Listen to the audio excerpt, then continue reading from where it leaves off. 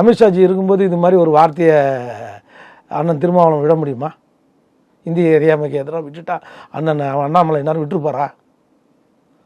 அப்பேற்பட்ட திமுக எஃகு கோட்டையை செங்கலை பறிப்புன்னு சொன்னவர் 10 நாள் கழிச்சு இப்போ போராட்டம் நடத்துகிறேன். இது இந்திய இறையாமைக்கு விட்ட சவால்.